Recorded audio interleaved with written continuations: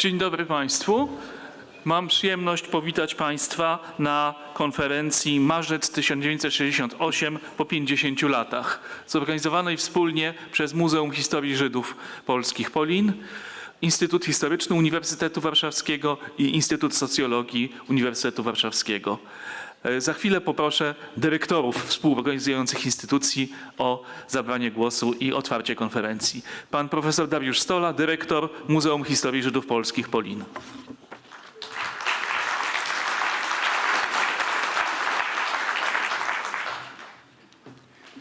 Dzień dobry Państwu. Obiecałem kolegom i koleżankom, że będę mówił krótko. Powiem tylko, jak bardzo się cieszę, widząc Państwa tak licznie tutaj zgromadzonych. Witam bardzo serdecznie w Muzeum Historii Żydów Polskich. Szczególnie serdecznie witam oczywiście naszych współorganizatorów, dyrektorów dwóch instytutów, pana Niesiołowskiego-Spano i Waśkiewicza, a także pana prorektora Uniwersytetu Warszawskiego, pana Macieja Duszczyka. Witamy serdecznie. Mamy też wśród nas z oficjalnych gości mamy też wśród nas przedstawiciela Kancelarii Prezydenta, pana Kendrynę. Najserdeczniej witam osoby, które są tutaj obserwatorami, uczestnikami, ale poniekąd są eksponatami. Może nie naszej wystawy, chociaż niektórzy występują. Właśnie spotkałem panią Jerenę Gruzińską-Gross i policzyłem, że przynajmniej 5 razy pojawia się na tej wystawie. Nie wiem, czy to jest product placement, nie wiem w ogóle, jak to nazwać. Więc serdecznie witam zwłaszcza te osoby, które z jakichś powodów znalazły się także na naszej wystawie, a także takie, które się nie znalazły, no bo wszystkich niestety nie mogliśmy umieścić, ale uznają, że ta wystawa mówi coś także o ich życiu. Także witam Państwa serdecznie. Z drugiej strony witam serdecznie młode osoby. Powiem, przygotowując tą wystawę z naszymi koleżankami, które tutaj zresztą się znajdują na sali, zastanawialiśmy się, dla kogo ona może być. No i po pierwsze oczywiście dla tych, którzy pamiętają, dla których to jest poniekąd wystawa biograficzna, ale ja myślałem zwłaszcza o młodych ludziach, którzy teraz mają 20 kilka lat i też świat, w który wchodzą, nie bardzo im się podoba. I to już od dłuższego czasu. Z bardzo różnych powodów zresztą. I myślałem sobie, że może jak spojrzą na doświadczenie swoich dziadków, bo to jest pokolenie ich dziadków, którzy wówczas mieli 20 lat, może lepiej zrozumieją samych siebie. Wśród licznych pożytków z historii jest także to, że pozwala nam myśleć o nas samych jako o kimś innym. Zgodnie z obietnicą to jest koniec mojego wstępu. Życzę Państwu owocnych i ciekawych obrad. Dziękuję.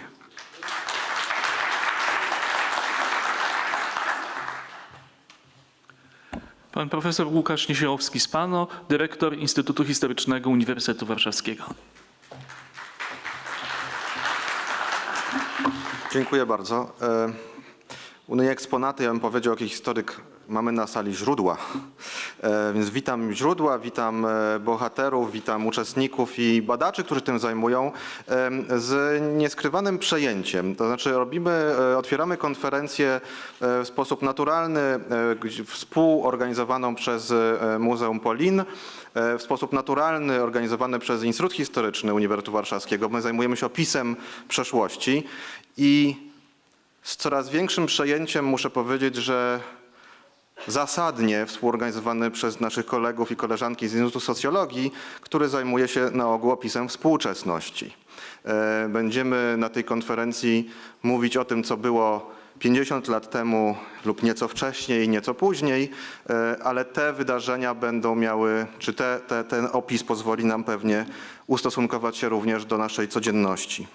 Ponieważ badania, które prowadzą wszyscy referenci i w ogóle my naukowcy, służą do tego, żeby dążyć do prawdy. I to dążenie do prawdy jest zazwyczaj statyczne.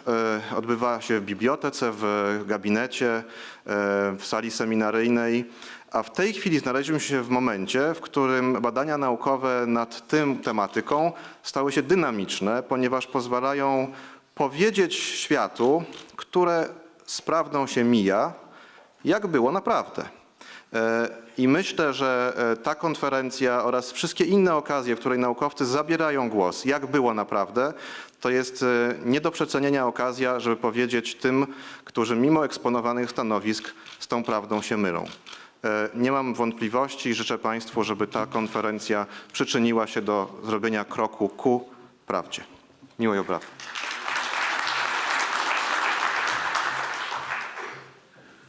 Pan profesor Andrzej Waśkiewicz, dyrektor Instytutu Socjologii Uniwersytetu Warszawskiego. Szanowni Państwo, ja nie obiecywałem nikomu, że będę mówił krótko, ale też nie zajmę więcej niż kilka minut. Otóż pewnie nie wszyscy z Państwa wiedzą, że Instytut Socjologii, którego jestem obecnym dyrektorem, powstał właśnie w 1968 roku. Wydzielony został z Wydziału Filozoficznego i razem z samą filozofią, ekonomią, naukami politycznymi, dziennikarstwem stworzył nowy Wydział Nauk Społecznych.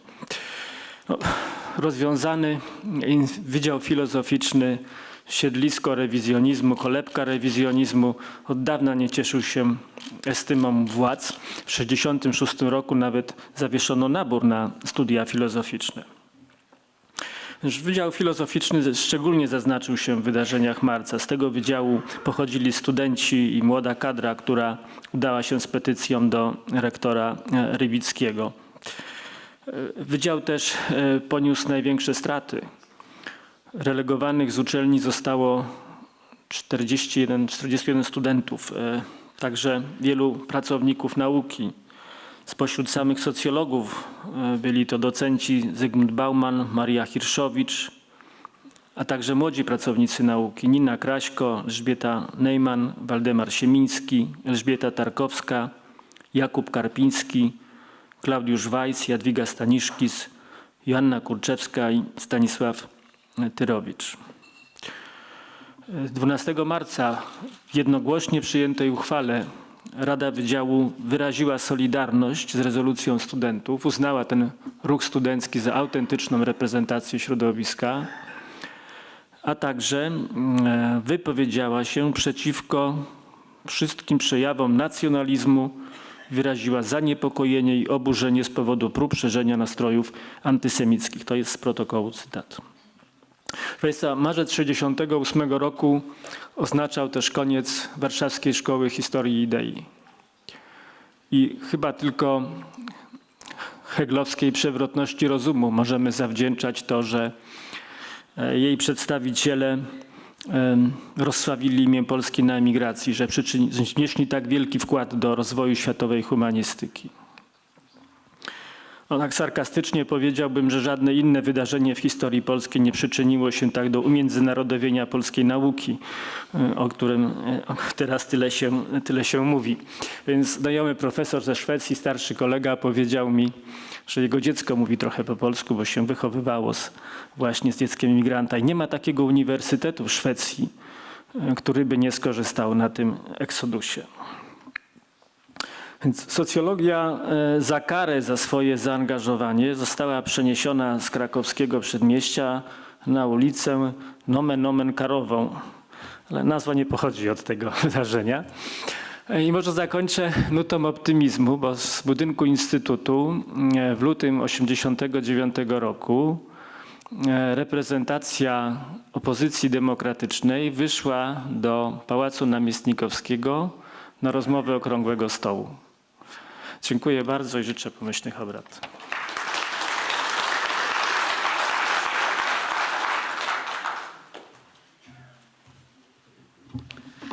Dziękuję bardzo. A ja chciałem jeszcze dodać, że wkład finansowy Muzeum Historii Żydów Polskich w konferencję pochodzi ze środków Global Outreach Education Program. I w tej chwili pierwszym punktem naszego programu jest wykład wprowadzający pana profesora Anthony'ego Polońskiego, wybitnego historyka, pioniera historii Żydów w Polsce, tej nowej fali, która rozpoczęła się pod koniec lat 80., założyciela rocznika POLIN i głównego historyka muzeum. Wykład ma tytuł Od wyzwolenia do wykluczenia. Żydzi w Polsce i Związku Radzieckim 1944-1968. Bardzo proszę, panie profesorze.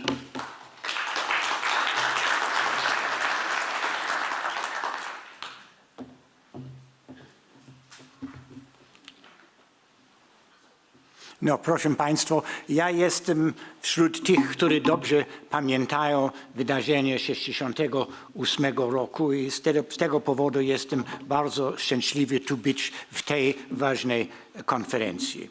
No, my theme today is, as was already said, from liberation to exclusion. The Jews in Poland and the Soviet Union from 1944 to 1968. The Second World War left the world of East European Jewry devastated. Although the Nazis had been defeated, they had succeeded in murdering a large proportion of the Jews of Eastern Europe. In Poland, around 90% of the pre-war Jewish population did not survive the war, while in Lithuania, the proportion was even higher. More Jews survived in the Soviet Union. Of the 5.3 million Jews in the country in June 1941, nearly 3 million survived. Everywhere, the structures of Jewish life had been destroyed, and the survivors faced great difficulties in re-establishing themselves. The world in which they found themselves was also transformed by the war. Stalin took advantage of his victory to create a sphere of influence in Eastern Europe. Although many of the countries liberated from Nazi rule were originally ruled by genuine popular fronts, these were soon transformed, with Soviet assistance, into communist dictatorships in which the key role in political life was played by the security apparatus and ultimate power lay in the Kremlin. As a result, these years were marked by a struggle for power in Poland, which in many ways resembled a civil war, and which culminated in 1947 in the establishment of a regime dominated by a small elite of Moscow-trained and influenced communists, in which the security apparatus enjoyed a large measure of autonomy and took many of its orders directly from the Soviet Union. These developments inevitably led to a deterioration of relations between the Soviet Union and its Western allies, who came slowly to recognize the far-reaching character of Stalin's goals and to resist them as he proceeded to establish a dominant position for the Soviets in the countries of Eastern Europe. The period that followed, which lasted until Stalin's death in March 1953, was characterized by the worst tension of the Cold War, by heightened ideological conflict, and by the outbreak of armed conflict in Korea in 1950. The end of the wartime Grand Alliance and the increasingly repressive character of the regimes in the Soviet Union and Poland form the background against which attempts were made to rebuild the war-torn societies of Eastern Europe and to create to recreate Jewish life. The Nazi occupation left a landscape laid waste by the effort to impose a racially structured new order and the violent and often fratricidal resistance that this elicited. The departure of the Germans did not lead to the end of hostilities, and guerrilla war against the communists continued in Poland, Ukraine, and Lithuania. Those Jews who returned to their former homes found their world totally devastated. Although the Nazis had not succeeded in their goal of annihilation, population losses were on a scale that was difficult to grasp. 2/3 of the Jews of the area had been murdered. The situation was worst in Poland and Lithuania. Only 400,000 of the estimated pre-war Jewish population of Poland in 1939 of 3.3 million were still alive at the end of the war, of whom perhaps 50,000 had survived in Poland. Not all of them returned from the Soviet Union, where the largest proportion had survived. As a result, in the immediate post-war period, the Jewish population of the country numbered perhaps 250,000. In Lithuania, the proportion of Jewish deaths was still higher, with barely 15,000 to 20,000 Jews re-establishing themselves in what was now a republic of the Soviet Union. Somewhat larger numbers of Jews were to be found in other Soviet republics. 600,000 in Ukraine, 250,000 in Belarus, and perhaps 1.5 million in Russia. In addition, not all Jews who had been evacuated or deported to Central Asia returned to their original homes after the war, and between 100,000 and 200,000 Jews were to be found in those areas, of whom a significant proportion were of Ashkenazi origin and not originally from the area. The surviving Jews faced a wave of anti-Jewish violence. In Poland, it probably accounted for between 650 and 1,500 deaths. It was the result of a number of factors. The war had not brought to an end anti-Semitism or seriously compromised the anti-Semitic ideology. Since the Nazis had persecuted the Polish radical right, the main supporter of anti-Semitism in Poland, as fiercely as they did all other manifestations of Polish resistance to their rule. In addition, anti-Semitism had been deliberately encouraged by the Nazis and intensified by the long-standing identification of Jews with communism. This was reinforced by the belief in the extensive Jewish collaboration with the Soviet occupying authorities in Eastern Europe between 1939 and 1941, and by the presence of a number of people of Jewish origin in prominent positions in the post-war government. The situation was similar in Lithuania, Belarus, and Ukraine. In Ukraine, anti-Semitism persisted after the war for the same reasons in Poland, although there does not seem to have been any incident on the scale of Kielce, probably because the forces of order were more securely in control. In Lithuania, too, anti-Jewish violence was contained. However, Jewish memoirs and testimonies mention individual attacks on Jews after 1944, and many Lithuanian anti-Soviet guerrillas were certainly imbued with the Judeo-Bolshevik myth. The devastation of Jewish life and the widespread belief among Jews that many of their neighbors had betrayed them, or at least had been indifferent to their fate, made the recreation of Jewish life difficult everywhere in Eastern Europe, as did the wave of anti-Jewish violence. In Poland, by 1950, more than 180,000 Jews had left the country, most of them going to Israel, leaving an estimated number in Poland in 1955 of between 72 and 80,000. Some have questioned whether this remnant could be described as a functioning community. Certainly, only a small proportion declared themselves Jewish in their personal documents or belonged to one of the two Jewish communal organizations. In effect, what made them Jewish was that they were so regarded by the surrounding population. In the Soviet Union, the difficulties in re-establishing Jewish life were exacerbated by Stalin's growing suspicion of Jews.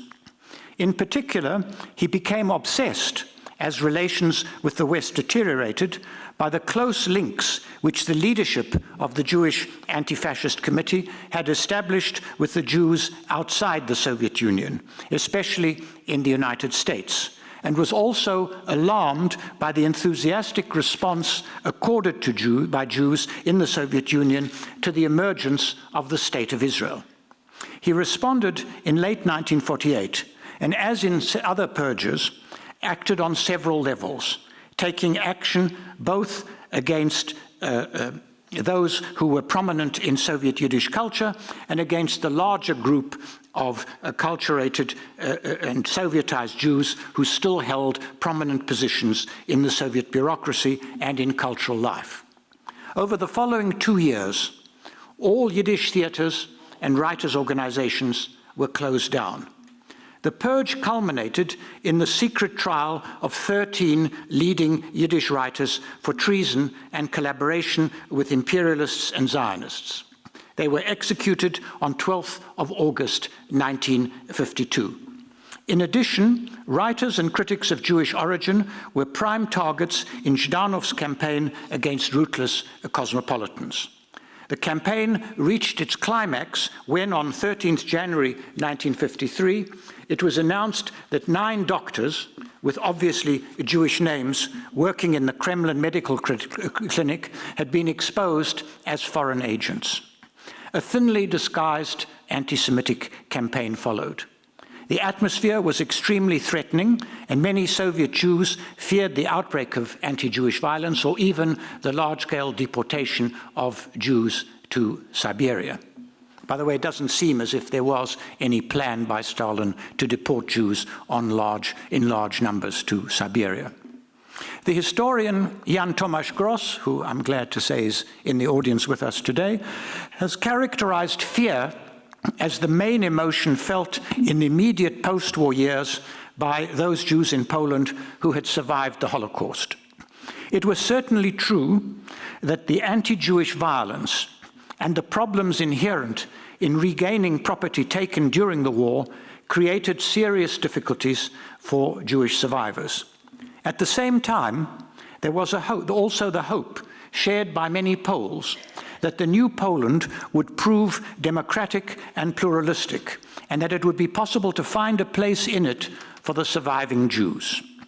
The key factor in the revival of Jewish life was the Central Committee of Jews in Poland, Centralny Komitet Żydów w Polsce, CKZP, which had the support of a number of international Jewish organizations, above all the American Joint Jewish Distribution Committee. Apart from the Orthodox, all the main Jewish political groupings were represented on the CKZP, the Zionists, the Bundists, the Communists, and this became the main arena for the political conflicts on the Jewish street. One of its main preoccupations was to create a stable economic base for the surviving Jews. Another concern was to provide for those children who had survived, and also to reclaim children who had been adopted by non-Jewish families or were being sheltered in convents. Attempts were also made to revive Jewish culture and to document the tragic fate of Jews during the war.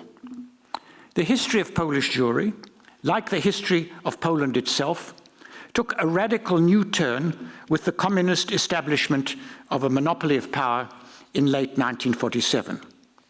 The authorities now proceeded, under the close supervision of the Kremlin, to impose their own solution to the, quotation marks, Jewish question, which involved the suppression of all groups not directly under communist control. From the second half of 1948, the Jewish fraction of the United Polish Workers' Party, the PZPR, like the party as a whole, began to attack Zionism much more aggressively. And in October 1950, the Jewish social and cultural organization, Towarzystwo Społeczno-Kulturalne Żydów, TSKZ, was established firmly under communist control and with no political role. One of the most disputed histories in the historiography of this period is the role played by communists of Jewish origin in the new regime. The war had certainly strengthened the perceived identification of Jews with communism. In their hope that the new regime would remedy the defects of the Second Polish Republic, Jewish supporters of the new order were at one with a significant part of the Polish intelligentsia. In addition, in the near-civil war conditions of post-war Poland, the Jewish community could expect protection only from the new communist-dominated authorities. Communists of Jewish origin played a significant, though not dominant, role in the new regime. Certainly, there were a number of Jews in leading positions in the security apparatus. The opening of the archives have revealed that Jews made up a significant proportion of the workforce of the Ministry of Public Security, though never a majority, and that Soviet advisors played the key role here. The percentage of Jews in the head office fluctuated between 30% and 40%, with the exception of the years between 1944 and 1945, when it was somewhat lower. In the local administration, the percentage of Jews, people of Jewish origin, was much smaller. Of course, these were communists and internationalists far from any involvement in Jewish life. They entered the security service at a time in which the struggle to impose communism was particularly intense and when loyalty to the system was the overriding criterion both of the Polish communist leadership and of their Soviet overlords. After 1956, Jews were to be largely purged from the security apparatus. Even in the period between 1944 and 1955, their role had aroused opposition among native communists who felt that the significant number of people of Jewish origin in important governmental positions increased their own unpopularity in Polish society and barred their path to high office. Why was it that Jews were allowed to hold a considerable number of important posts in the security apparatus of Poland when they had already been removed from such positions in the Soviet Union, and at a time when Stalin was engaged in the destruction of the Soviet Yiddish cultural establishment and in a full-scale purge of Jewish cosmopolitans, in quotation marks. At root, the presence of communists of Jewish origin in significant positions in the security apparatus has to be seen as a consequence of Stalin's deep distrust of the Poles. It took place, as I say, at the same time as the purge of Yiddish cultural activists in the Soviet Union and the wider campaign against cosmopolitanism. The retention of Jews in these positions in Poland was clearly intended by Stalin to be a temporary expedient until a larger group of reliable local communists could be trained. Indeed, the history of Polish communism can be seen as the unsuccessful attempt to create such a group of loyal and effective communists. Indeed, Marca could have in some way been seen as such a group, except that the Soviets in the 1960s were deeply worried by the prospect of a nationalist regime of the type proposed by Marca coming to power. At the same time, among those who remained in Poland, the processes of acculturation and Polonization proceeded rapidly, another major theme in post-war Jewish history in Poland. This made the revival of Yiddish cultural life difficult to achieve. One index of Jewish acculturation was the large role paid in Polish literary life by people of Jewish origin, and the emergence of what has been called the Jewish school of Polish literature. Some of these writers, like Julian Strykowski and Stanisław Vygotsky, had come to intellectual maturity before the war. Others, like Henryk Grinberg, Bohdan Wojdowski, and Hanna Kral, experienced the war as children and in their writings attempted to describe what it was like to grow up on the Aryan side in the very difficult and hostile conditions which prevailed there.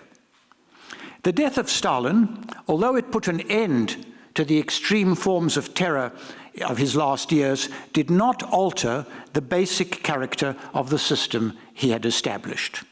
The monopolistic rule of the party through the Politburo and the Central Committee. It did lead to a struggle for power, which was won by Nikita Khrushchev, who proceeded to embark on a somewhat hesitant process of de-Stalinization. This process began to gather pace when his secret speech denouncing the crimes of Stalin, delivered at the 20th Congress of the Communist Party in February 1956, was leaked to a wider public. Khrushchev's revelations and his attempts to remove the closest adherents of Stalin in Eastern Europe led to a major crisis for the bloc. It was peacefully resolved in Poland with the establishment of a reformist leadership under Władysław Gomułka, but the similar attempt to transform the system in Hungary rapidly went out of control, led to the emergence of a clearly anti-communist regime under Imre Nagy, and led to the Soviet intervention in October of 1956. The crisis which had been created by the de-Stalinization plans of Khrushchev led to a major challenge to the position of Khrushchev. But he was able to retain power in spite of this challenge, and in the early 1960s began a second series of reforms. This second series of reforms led to renewed conflict within the party, and ultimately, as we know, in 1964, Khrushchev was removed from office. A new collective, headed by Leonid Brezhnev, came to power, and it abandoned Khrushchev's administrative reforms and clamped down on the limited degree of artistic experimentation that had been allowed in his last years. In 1968, the year that we are discussing in this conference, the Soviet Union faced a new crisis when the attempt to replace the Stalinist first secretary of the Czech Communist Party, Novotny, spun out of control. Alexander Dubček attempted, not wholly without complete control of the society, to establish a reformed communist system, and after some hesitation, the Soviets decided that this could not be tolerated, and on the 20th and 21st August, Brezhnev organized the intervention in Czechoslovakia of fraternal Warsaw Pact countries headed by the Soviet Union, with the exception of Romania and the German Democratic Republic, to halt any further attempt at genuine liberation or liberalization. The invasion of Czechoslovakia thus marked an important turning point in the history of the Soviet bloc. It dealt a mortal blow to those, both in the Soviet Union and in Eastern Europe, who still believed that the system could be reformed. Revisionism, the idea that you can transform the communist system from within, was now replaced by the attempt to create alternatives outside the control of the party state, such as independent trade unions and underground publishing houses. Let me now say a little about the development of the situation of Jews in the Soviet Union between the death of Stalin and 1968.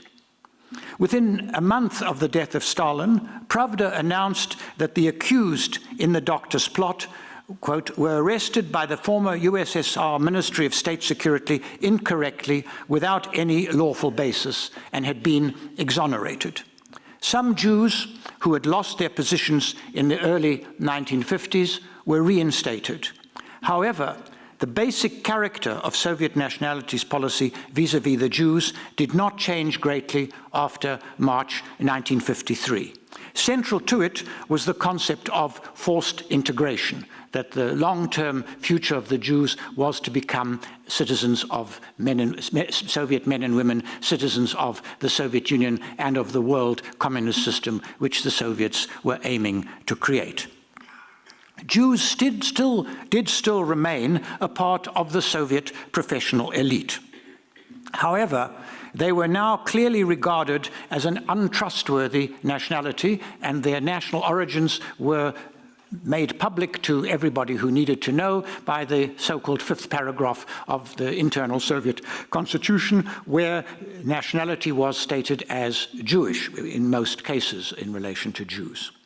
The extreme form of integrationism pursued by the Soviets in this period also lay at the way in which the Holocaust was treated in these years. This strongly attacked the view that the Jews had been singled out by the Nazis. This was a general fascist attempt to destroy the working class. Within this, class divisions still remained important, and Jews were to be found both on the side of the oppressors, the Jewish councils, the Jewish leadership in the West, and on the side of those who were oppressed. There were, in addition, some rather half-hearted attempts in these years to resurrect the socialist Yiddish culture of the 1920s and 30s. The most important of these was the establishment under the trustworthy Soviet Russian Jewish journalist Aaron Vergelis of the Yiddish monthly Sovietisch Heimland. Of course, this was an Orthodox journal, but in fact, if one looks at it today, you can see that it contains many important memoirs from the Holocaust, and that it did certainly attempt to deal with some of the more important aspects of Jewish life in the Soviet Union. And this is why, for instance, it was also read here in Poland. Some new elements were also added at this time to Soviet policy on the Jews. One was the development of anti-Zionism as an ideology. From the early 1960s, the Soviet Union came to take the Arab side in the Arab-Israeli conflict. And this became particularly marked when, after 1950, the Soviet bloc became the major supplier of arms to Egypt. In Soviet propaganda, Zionists were now attacked for their alleged collaboration with the Nazis before and during the Second World War, as was Israel for its links with West German revisionism.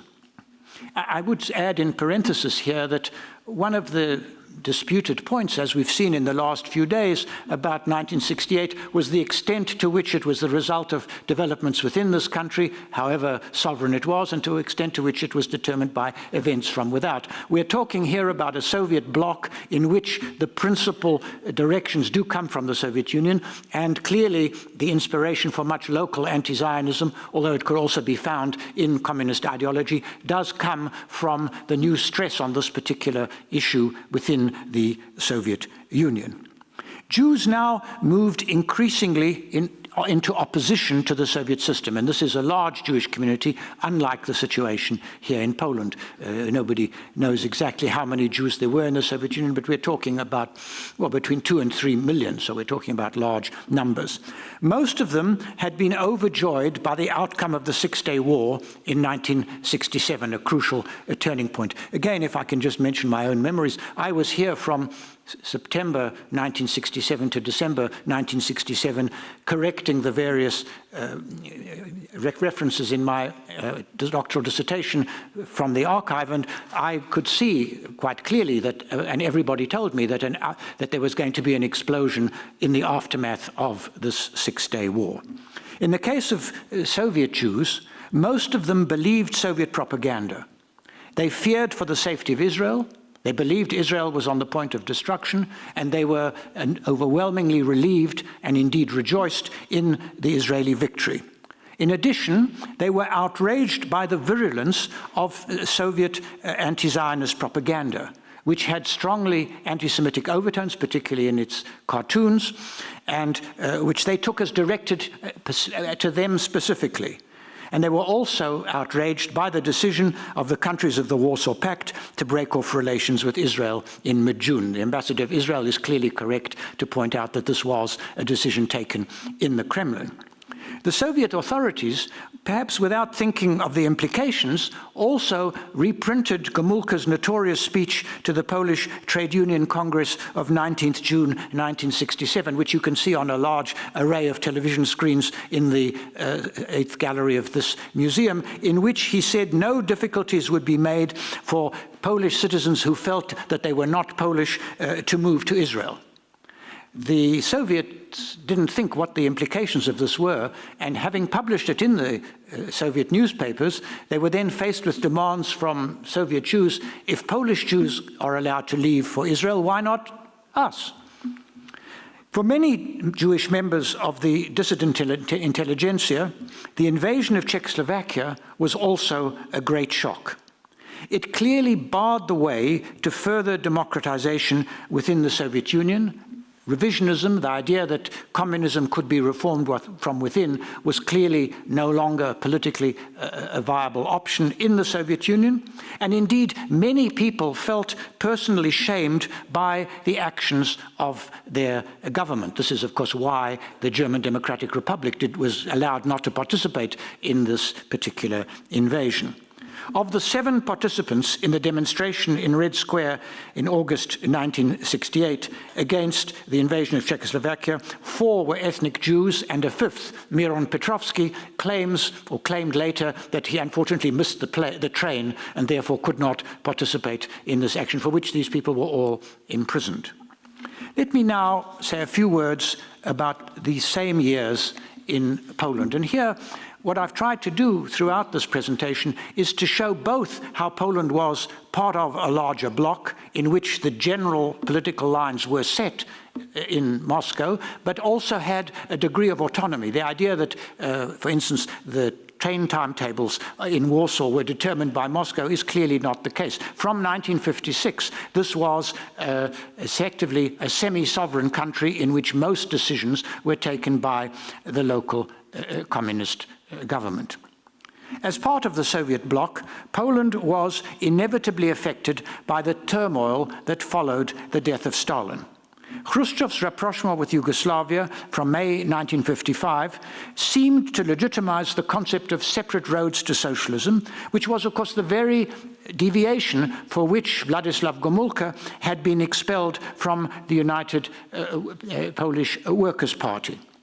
Writers and intellectuals now demanded an end to the crude rigidities of Stalinism in cultural life. The poem by Adam Waśkiewicz on how we need to come to a new truth through the party is a good example. The pace of this change began to accelerate in 1956 with the riots in Poznań, and ultimately it led, after quite a degree of political tension and Soviet threats of intervention, to the return to power of Władysław Gomulka in October 1956. It was perhaps inevitable that Władysław Gomulka should have disappointed the hopes raised by his return to power. And I have to say I was one of those who shared those hopes in distant South Africa. It must be said, and I would underline this, that the overwhelming majority of Poles gave him their wholehearted support in 1956, as was shown in the referendum. But they did so because they believed that in his call for a Polish road to socialism, he envisaged far-reaching measures of internal democratization and a large measure of independence from the Soviet Union. And I'm sure there are a number of people here in the audience who can remember these hopes, as I do. But it was never either within Gomulka's power or indeed his intention to introduce changes of this type. However, in spite of the gulf between his views and those of the majority of the population, he did enjoy a degree of support in his first years of power. He ended collectivization, established private supported the maintenance of private agriculture, which in the long term proved a very important aspect of the democratization process, and he also achieved a limited modus vivendi with the church. But his regime was disappointing in two main areas. The first was its treatment of intellectual freedom. Gomulka had come to power with the support of those people who thought you could reform communism from within, but he very quickly took strong action to suppress the ferment unleashed by the de-Stalinization process in Poland, and the position of the reformists within the party was very quickly undermined. In addition, his failure to democratize the party meant the abandonment of any hope for the radical reform of the economy or indeed of the political system.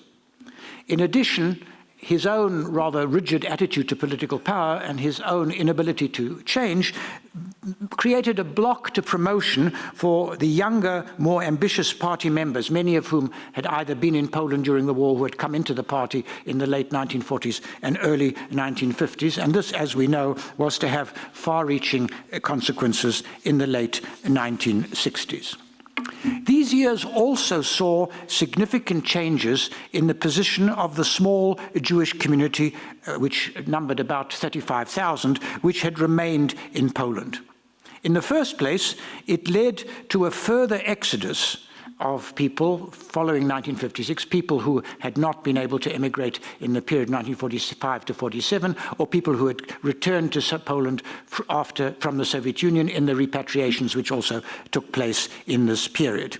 As I've said, by this stage the Jewish population was probably around 35,000, although it's really impossible to determine this fully because most of these people did not identify as Jews. This is, of course, linked with another problem, which is how do we determine how many people survived in Poland during the war, a matter which has been discussed on the internet, on Facebook by the Polish ambassador from Switzerland, who said there are huge numbers who survived because none of them identified as Jews, but this is not, in my view, convincing.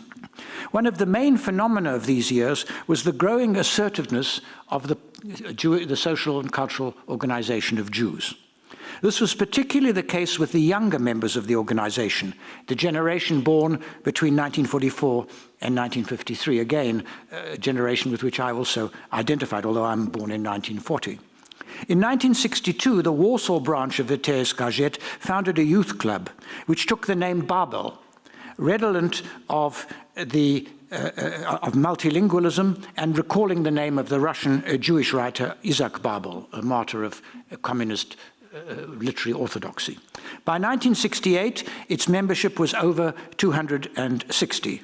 There was also a group of young people in Warsaw who went to the schools in the center of Warsaw, the TSPD schools, and who, unlike the Jews who grew up in Lower Silesia, Łódź, or Stettin, where there were considerable numbers of people comfortable with their Jewish identity, this group, while not denying their Jewish origins, wanted to participate actively in Polish life and to be part of Polish society. They grew up in these schools where religious education was prohibited, with an idealized version of Polish patriotism, freed of clericalism, and identified very strongly with this. There are several people in the audience who had this experience.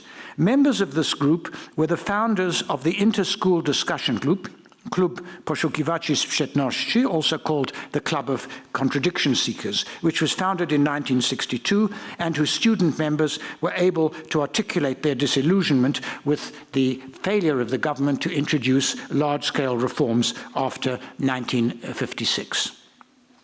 Now let me say a few words about the crisis of 1968, which of course is the subject of this conference and therefore about which I can afford to be relatively brief. From 1963, things began to go seriously wrong for the Gomulka regime. The little stabilization, mala stabilizacja, which he'd achieved, began to crumble. And Gomulka now came to see the party as threatened by what he described as anti-Marxist tendencies. The economic situation worsened. This was the time when people said Gomulka's aim under the Rapatsky plan is to create a meatless zone in Central Europe. And certainly the only way you could acquire meat was on the black market. In addition, relations with the Roman Catholic Church deteriorated when a major conflict was precipitated, which has been well described by Marcin Zaremba, by the Church's desire to commemorate the 1000th anniversary of the introduction of Christianity into Poland in 966.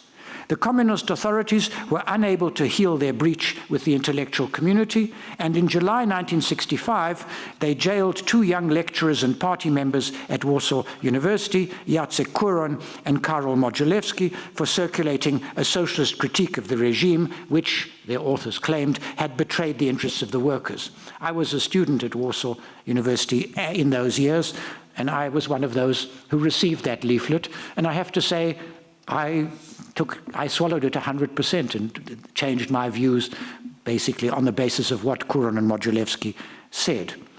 Gomulka's own position within the party now came under fire. The increasing difficulties of the regime and the feelings of stagnation aroused by his unimaginative policies stimulated the growth of a new faction within the party. This, as we all know, was led by Mieczysław Moczar, and it was composed mostly of people who had spent the war in the communist underground in Poland, as had Gomulka, but this, of course, did not prevent them from differing from Gomulka. The partisans, as this group came to be known, were bitterly resentful of those communists, many of whom were of Jewish origin, who had spent the war in the Soviet Union and who they believed had not stressed sufficiently Polish national values and therefore had made the Polish population see communism as something imposed in a notorious article by Jews in Soviet greatcoats. These years thus saw the final removal of Jews from the security apparatus and the fall of the last senior Jewish communist, Anthony Zambrowski. In addition, the Moczarites called for more authoritarian policies vis-à-vis the church and the intellectuals and a greater stress on Polish nationalism. They also attempted to recast the memory of the Holocaust. And here there are really disturbing echoes which we can hear today. In this, they made use of Gomulka's attempt to widen the basis of the regime by reaching out to members of the non-communist resistance, above all the Home Army. I don't think they ever talked about the NSZ. I'd like to look up and see whether this was the case. The partisans extended Gomulka's interpretation to construct a radical version of the dominant line, adding to it strongly anti-Jewish elements. They came to see the Holocaust, in which the murder of the Jews was obviously the central focus, as detracting from their stress on Polish wartime martyrdom and suffering as the basis for establishing the legitimacy of what they knew was an unpopular communist regime. The official narrative of, quotation marks, the parallel fate of Poles and Jews during the war was replaced by one that equated the fate of Poles and Jews, insisting that both groups were similarly persecuted by the Nazis. They stressed very strongly the role of Poles in rescue. This was the year when 10 Years to Ojczyzny Moje was given permission to publish. Of course, the people who published it, or the people who put it together, Władysław Bartoszewski and Lewanówna, had much different motives. But this was again when the role of rescue was stressed. And alongside this concept of stressing rescue, they developed the argument that in the West, Polish martyrdom was being downplayed because of Jewish anti-Polonism, a prejudice which they claimed was similar to anti-Semitism. Now, all the pent-up forces of dissatisfaction in Polish society came to the surface in 1968.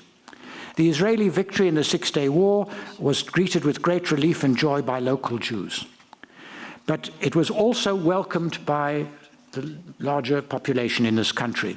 Our Jews have beaten their Arabs was a widely heard phrase, and I heard it myself in 1967. And this was seized by the partisans as a means of getting rid of their Jewish opponents. They took as their pretext the speech of Gomulka shortly after the war, in which he attacked, quote, Zionist circles of Jews who are Polish citizens, who constituted, in quotation marks, a fifth column in Poland. And this was the beginning of the anti-Zionist purge, which Dariusz Stola has well documented. And these developments form the subject of our conference, so I don't need to describe them in any more detail. The crisis of 1968 was, as we all know, multifaceted, and that has been stressed in the various speeches commemorating it in this last weeks. It led to the emigration of a large part of the remaining Jewish community in Poland, as was stressed in the introductory speeches at this conference. And of course, I knew many of those people. Leszek Kolakowski is the most obvious, somebody who wasn't Jewish, although he was married to a Jew and forced to emigrate. It was an attempt whose success was somewhat limited to use anti-Semitic rhetoric in order to stir up a degree of support for the regime. How much support it stirred up is a matter of dispute, and there was a disagreement in the way in which we presented this in the museum. But I think that we can certainly say that events of recent times have shown how easy it is to mobilize a significant proportion of the population by attacks on the Jews and by the way they call into question, in quotation marks, the good name of Poland. In addition, the crisis made clear that attempts to reform the communist system from within were doomed to failure, and that alternative structures would need to be created outside party control. This is the period of the death of revisionism, the idea that you can reform communism from within. This led to the emergence of the dissident movement in the Soviet Union, as I've already said, and the various political initiatives in Poland aimed at creating an alternative society and identified above all with the generation of 1968. And this was, I would like to stress here, primarily a Warsaw phenomenon. The idea that this was happening on a large scale in the provinces is not, in my view, correct. These developments culminated in the emergence of solidarity and the negotiated end of communism. These events also sowed the seeds for the revival of Jewish life in Poland, in that a number of 68ers, again present in this hall, now discovered or became more interested in their Jewish roots and formed the basis for the new Jewish community, which I suppose lies at the basis of the revival of Jewish life since 1989. Similarly, in the Soviet Union, the viciousness of the regime's anti-Zionist propaganda alienated many Jews who were already barred from most of the sensitive positions in the state. It enormously strengthened the resolve of those Jews who wished to leave the Soviet Union and go to Israel, and left many of the rest much more conscious of their Jewish feelings and uncertain about their future. These people were not only important in the immigration movement, but also in the attempts, so far unsuccessful, to create a democratic society in the Soviet Union and in Russia. I could say a lot more about why these attempts have been unsuccessful, but since we are seeing a rather serious attempt to undermine democracy here, we are not in a position to throw too many stones. The effects of the crisis are certainly very much with us today. And this has been shown in the difficulties in reaching a consensus about how the crisis should be remembered and should be commemorated. And in conclusion, I'll say this was the forgotten crisis of the Polish People's Republic. 56 and 81, or 80-81, were much more accented, but in many ways, with historical hindsight, 68 was more important. Not only did it create this attack on the surviving Jewish community, which led to feelings of shame, which led to the attempts to rethink the Jewish question, but it also paved the way for the creation of alternative societies outside the control of the communist regime, and in this sense was clearly one of the sources of the negotiated end of communism and of the democratic transformation in Poland, which I hope we'll all be able successfully to defend. Thank you very much.